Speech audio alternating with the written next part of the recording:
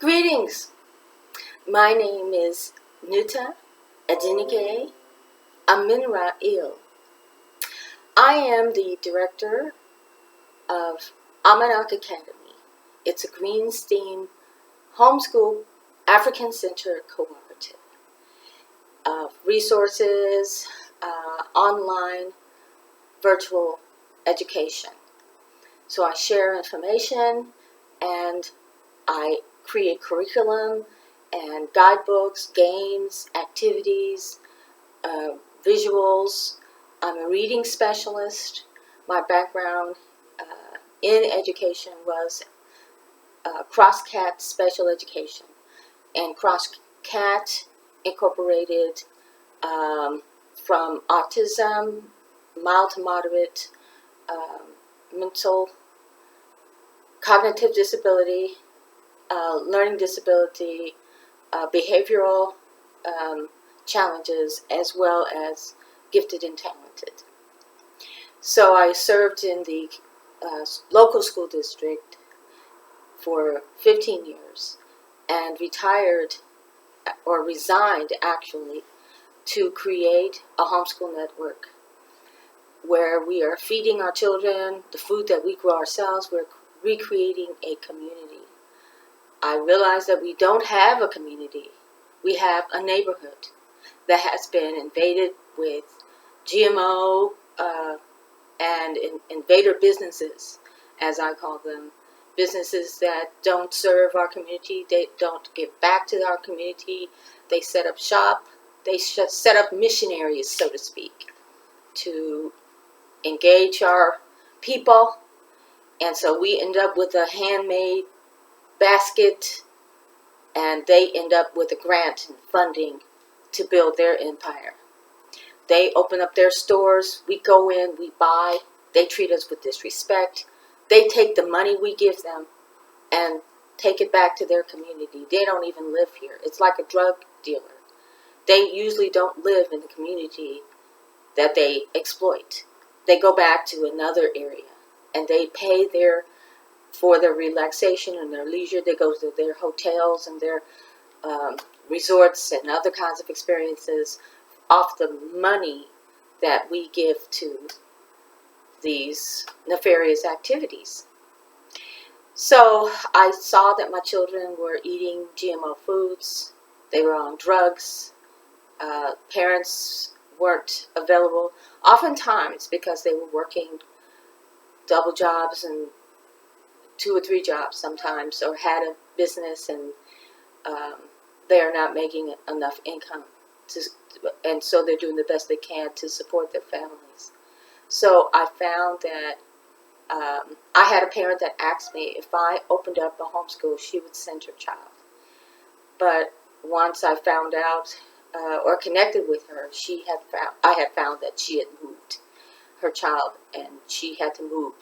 And most of our African American families are transients. And I came to Kansas City through my father. He was in the Air Force. We settled in close to Richard Scobower Air Force Base when it was active. And then when it shut down, we remained. I basically graduated from high school here and then went to college.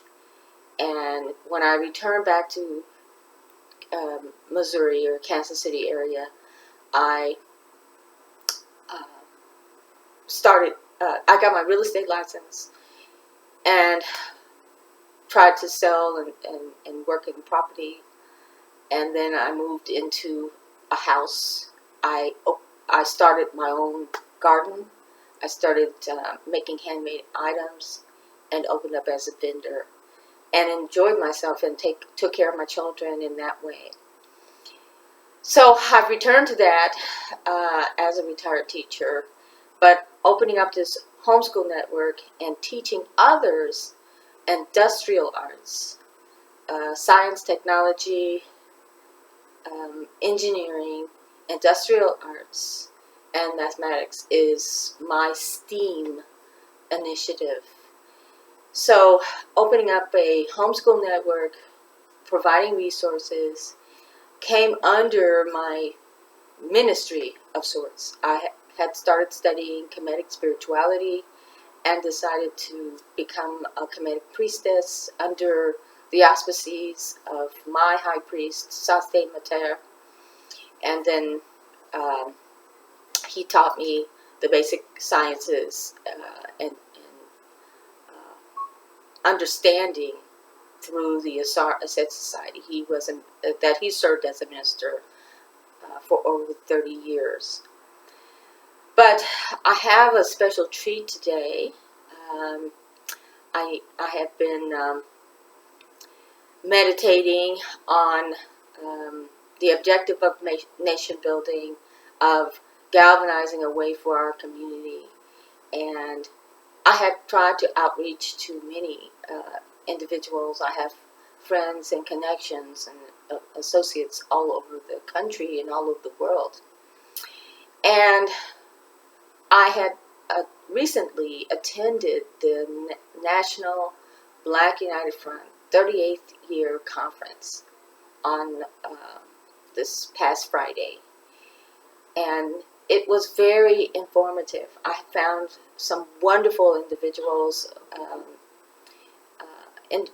who are out in the community and galvanizing and working for the benefit of our sons and daughters, our families, and bridging the tyranny, essentially, and terrorism that we have to face in the U.S. society. But I was inspired when I came home and went online, and one of my favorite, foremost herus is Dr. Amos Wilson. The man is brilliant, and I often listen to a lot of his YouTube videos because he is so inspiring. His passion for our people has always been powerful. So I went online and I ordered his book. I had just enough money, and I put aside that money until I got it together, and I finally was able to order a book. And so today I'd like to introduce the book that I just got in the mail. So Friday I got it. This week I received it, and I'm really excited. This book is the opus of Dr. Amos Wilson. And so we're going to open this book up. I'm really excited. So this is our book opening. So I'm really looking forward to, and I'm hoping that you're going to be excited about it.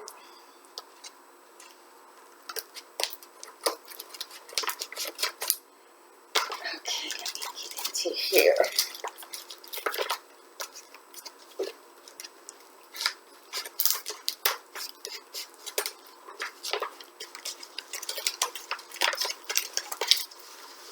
Alrighty. Alright, so it's another box. Here's the container it came in, and now here's another box. Let me see here. Oh, this is really exciting.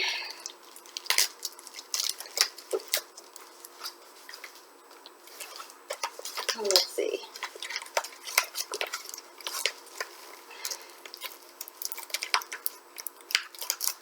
Oh, let me get the scissors.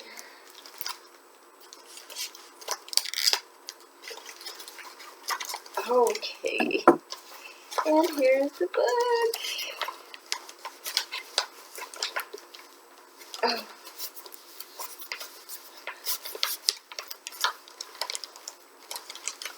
Okay, I don't want to tear everything up. I'm just trying to get it out as expediently as possible. Okay, alrighty, and here's the top, the invoice for the order. Blueprint for Black Power. Blueprint for Black Power, Dr. Amos N. Wilson. A moral, political, economic imperative for the 21st century. Issues of manhood in black and white. I'm going to read the back of the book. African Studies, Economics, Political Government, Psychology is the category. And he says here, African life into the coming millennia is imperiled by white and Asian power. But I choose to use Caucasian. True power must nest in the ownership of the real estate wherever African people dwell. Economic destiny determines biological destiny. Blueprint for Black Power details a master plan for the power revolution necessary for Black survival in the 21st century. White treatment of African Americans, despite a myriad of theories explaining Caucasian behavior, ultimately rests on the fact that they can. They possess the power to do so. Such a power differential must be neutralized if blacks are to prosper in the 21st century. African Americans earn a take-home salary of nearly $500 billion with a B yearly, not to mention the trillions that they generate. They retain only 5% of this income. Viewed as a nation, their economy would be the 8th or 9th largest in the world. African Americans possess enormous potential to amass effectual social, political, and economic power, and thus control their destiny and secure their liberation. Professor Wilson argues that we're the African American community to see itself as indeed a de facto nation. Then its scourges of poverty, disemployment, crime, miseducation, wanted consumerism, alienated deficit spending, misleadership, and powerlessness would be drastically reduced, if not eliminated. Blueprint posts that an African American, Caribbean, Pan-African bloc would be most potent for the generation and delivery of Black power in the United States and the world to counter white and Asian power networks. Wilson frames this imperative by deconstructing the U.S. elite power structure of government, political parties, think tanks, corporations, foundations, media, lobbyists, interest groups, banking, and foreign investment particulars. Potentially strong Black institutions as the church, media, and think tanks, industry collectives, such as investment clubs and credit unions, rotating credit associations such as African originated Isuzu, the Tontine and Partner are analyzed. Pan-Africanism, Black nationalism, ethnocentrism, reparations are assessed. Often misused and underused financial institutions as securities, mutual funds, stocks, underwriting, and incubators. Advocated, thus elucidating oft-neglected opportunities for economic empowerment. Blueprint delineates white power and routinely critiques the historic moralizing of Black socioeconomic conditions and programmatic ineptitude. Wilson warns the consequences of Black obsolescence, biological annihilation. Aptly titled, Blueprint for Black Power stops not at critique, but prescribes radical, practical theories, frameworks, and approaches for true power. It gives a biting look into Black potentiality.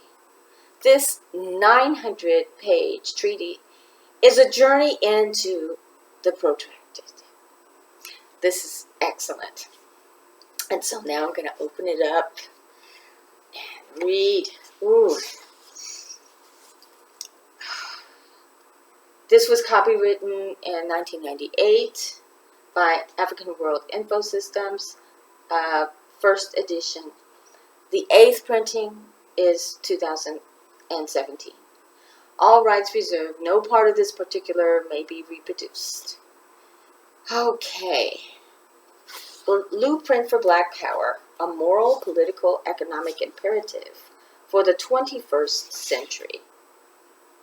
Other books by Amos and Wilson: Issues of Manhood in Black and White, an incisive look into masculinity and the socio definition of African man, the development of psychology of the Black child, Black on Black violence, the psychodynamic of Black self-annihilation in service of white domination, awakening the natural genius of Black children, the falsification of African consciousness, the Eurocentric history, psychiatry, and politics of white supremacy, African-centered consciousness versus New World Order, Garveyism, and the age of globalism, the psychology of self-hatred and self-defeat, working title.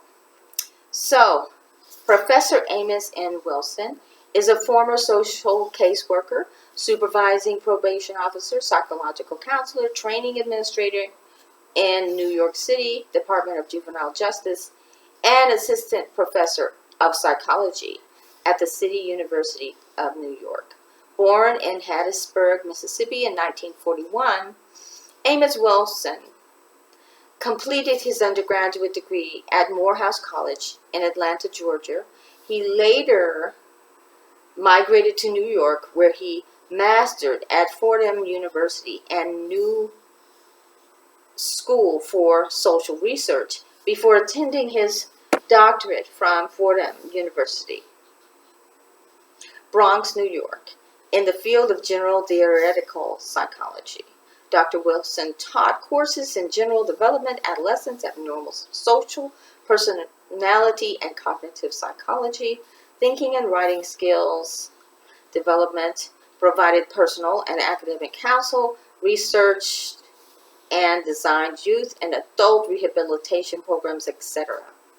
Familiarity. Brother Amos availed for appearances on radio and TV at universities, educational, cultural, and political organizations. The First World Alliance, the African Poetry Theater, African Echoes, House of Our Lord Church, the Patrice Lumumba Coalition, the Slave Theater, to name just a few. His travels took him through the United States to Canada, the Caribbean, and Dr. Wilson's activities transcended academia into the field of business, owning and operating various enterprises in the greater New York area. Colleges and colleagues, lay and professional, recently acclaimed him the ultimate Garveyite. A prolific writer, Wilson has penned other pertinent works in the area of education, child development, and therapeutic psychology, which he hopes to share with readers and admirers in the near future. So then it moves to his dedication. And so he goes into his acknowledgments, and now we have the table of contents. I'm going to just read the outline of the table of contents. So it goes with Chapter 1, What is Power? Chapter 2, Basis of Power, Organization, and Ethnic Resources. Okay. Chapter 3, Social and Cultural Origins of Power. Chapter 4, consciousness and power. Chapter 5, self-concept and power. Chapter 6, power and personality. Chapter 7, class, race, and power in America. Chapter 8, the power process of the ruling class. Chapter 9, policy formation process. Chapter 10, the candidate selection process. Chapter 11, ideology and legitimization of dominance. Chapter 12, the economic order and power. Chapter 13, the financial corporate elite, the New World government. Chapter 14, race and economics. Chapter 15, Africa agnosticies. Chapter 16, investing in and trading with African nations. Chapter 17, empowerment through wealth. Chapter 18, benevolent fronts, assault local and global African markets. Chapter 19, the paucity of black wealth. Chapter 20, myth of the market economy and black power. Chapter 21, nation within a nation. Chapter 22, demographic foundations of an African American nation within a nation. Chapter 23, the Black Church, key to black economic empowerment, and he has a question mark. Chapter 24, the black consumer and the economics of Afrocentrism. Chapter 25, the relationship of white-owned banks to the black community. Chapter 26, black-owned banks, curators of wealth. Chapter 27, financing black economic development. Chapter 28, rotating credit associations, prime importance of saving. Chapter 29, investment clubs. Chapter 30, franchises, cooperatives, corporations, and collective capitalism. Chapter 31, a crisis of leadership. And that closes out. Then he has a bibliography and index. So usually when I, as a reading specialist, I would teach my children to taste the book first, to look at the book, survey it. We always read everything because it's there for a reason. And so even the acknowledgments will tell you his relationships and connections and the history. I mean, you can just take the names that he has. Osei Tutu, Yero Bandele, Marintha Grant, Ralph King, Franklin Joseph, Ivor Alenie, Lorenzo Tyson, and Kweku Oronde. The list goes on as far as his acknowledgments. And each person represents a history and a relationship that goes across the country. The Sankofa Plata, for the many moments missed in your flowering. So we've gone through. There's also a table of illustrations. So he has charts and photographs included, tables of boxes, and where he's been very descriptive, and also put learning in your heart that you may escape the drudgery of hard labor. Become a man of reputation. For who can recall the name of the boy who was lazy in school? Now he is loaded down like an ass, like a beast who carries for his master the one who knows what he really is worth. Set your heart on learning that you may direct the work of the world. You can outdistance that which is running after you, but not what is running inside of you. And he who travels alone travels fastest. He who travels with others travels farthest. And then I think these are proverbs, African proverbs, because I've heard this one. A person does not begin to forge a gun when the war has already arrived in the village. So preparation is another proverb. So then he goes into his foreword. And there are, let me see, he talks about a lot of things, and this is profound. He also has the editor's note. And so then it goes into what is power. So I am so excited to get into this. It's amazing. And I'm really glad to finally get this book. It's been a long time coming. Oh, I'm sorry. Before the contents and after the acknowledgments, or actually before the acknowledgments and between the acknowledgments and content, let me say it this way, there is a section that's called Instilled. I'm going to go ahead and read that. We have come from our people who think that slavery was back then and has nothing to do with them. Isn't that the truth? There are so many people who think this way. We have never escaped slavery. We share the slave consciousness of our great-great-grandparents. You say slavery has nothing to do with you, and slavery was back then. There? I ask you then, what language do you speak? When did you learn that language? Was that the language African people were speaking when taken into slavery? In the Caribbean and the Americas? The language we speak at this moment is the slave language. The language that our slave ancestors were forced to learn. We still speak it, and you can still hear the pidgin, the Creole, and the other carryovers of our language right at this moment. The experience they had to go through.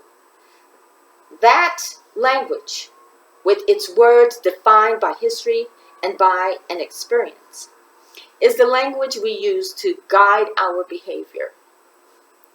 It's the language we use today to talk to ourselves. It's the language we use today to learn about ourselves and to learn about the world. It's the language we use today to understand ourselves.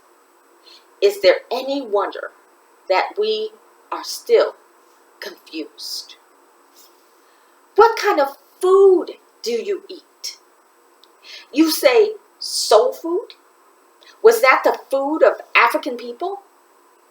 Slave food, the food that we find most satisfying, the food that we find that sticks to our ribs, the food we call down home, the food we learn to eat in the slave quarters. Yet we dare say we have escaped slavery? How can you say that you exist in another consciousness from those people? What kind of clothes are we wearing? Were these the clothes of African people? What names or what kind of names do we respond to? Tamika and all these other names we have gotten going on out there. Okay, he makes that's a little jab. What kind of names do we identify with? Why is it that African names sound strange to us? And yet we dare say we have a different consciousness from our slave great-grandparents. We are still of the same consciousness. We are still in the same position. Still servants. Our reason for being in America is to serve Caucasians and to generate wealth for them. Ultimately, I ask the question that's closest to home. What kind of God do you worship? What's the name of it? Who taught you to praise him? Was this the God you were praying to before you were brought to these shores? Is this the religion you had before you were brought to these shores? Can you name one African God? How can you then define yourself, the very essence of yourself, the very essence of your soul, and organize the very nature of your life here on earth based on a God handed to us by a slave master, and then claim that you have no slave consciousness and are not related to slavery? In other words, we are not Africans. We are possessed. Amos Wilson, 1994. And so he talks about the concept of falsified consciousness, which is a culmination of post-traumatic stress, cognitive dissonance, denial, which when you lie to yourself, you go crazy because you're trapped. So this is a condensed excerpt from a talk titled Instruments of Power, Cited in African-Centered Consciousness versus the New World Order, page 95-97, delivered at the United States Movement in Brooklyn, New York. This is his opus. This is his masterpiece. Blueprint for Black Power. Dr. Amos N. Wilson. And I will be reading it and sharing excerpts from it as I go along. This is not just a book, it's a manual, it's a guide, and I would like to encourage anyone who wants to read along with me and share and communicate back and forth to please contact us. You're more than welcome. amen.ankh@live.com is my email, and I hope I don't get in trouble with that because I'm not trying to get a lot of junk mail, but my business and my information is on the site, and it is free for anyone who understands African American consciousness. This is directed, and I speak to my blood brothers and sisters, my queens, our youth, our mothers. I speak to the womb. I speak to our eggs in our wombs, our future. We have to organize. We have to forgive one another as melanated people. We have to come together.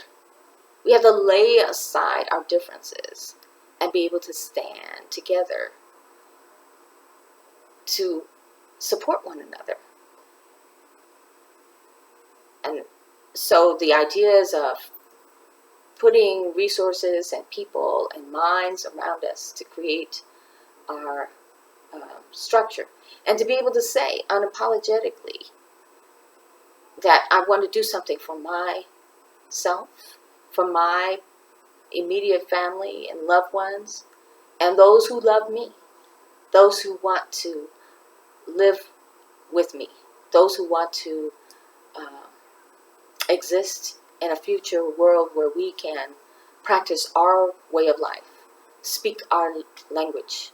And Najarek Netaru Amnukdat Net Iti Hetep Ankujas Nepti Wajat Iti Aku Iti Sheps Iti Peret Iti Anu Ankujas Nepti Wajat. There's nothing like being able to speak your language, to use your tongue and your mouth and your anatomy in the way that it was, the utterances naturally flow. That you're not contorting yourself, you're not twisting your tongue to enunciate someone else's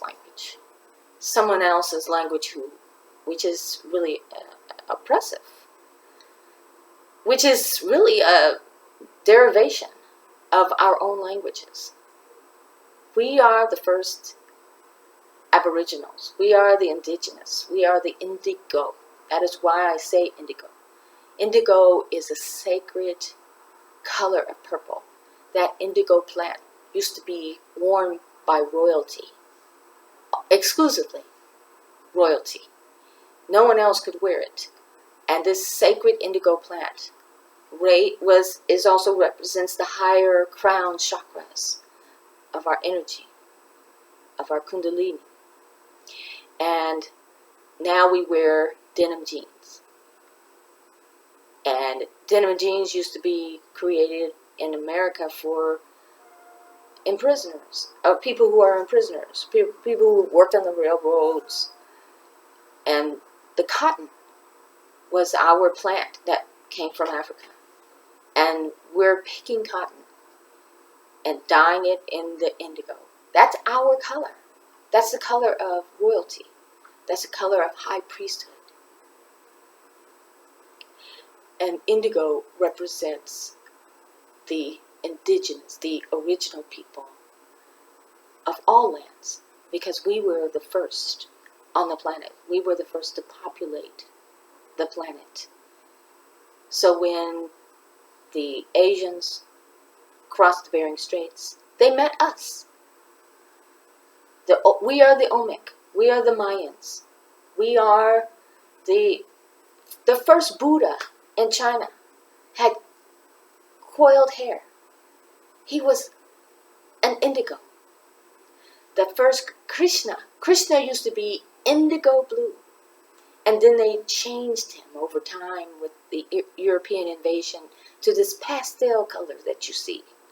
Because they were afraid that if the color was printed in black and white, that he would be too dark. They wanted to have that light Caucasian Aryan complexion. Everything has changed, but this is not the way things have always been. And we have to acknowledge that. We are the gold. We're the golden children. We're the people of the sun. And it's time for us to come together, to unite on the conscious level. Thank you for listening to me. And again, I will be sharing a little bit more as time goes on. So I offer you peace. I offer you health and prosperity. Ankh. Hetepu is peace. Ankh is life. Seneb is health. Wajet is strength. Uja is prosperity. Duau.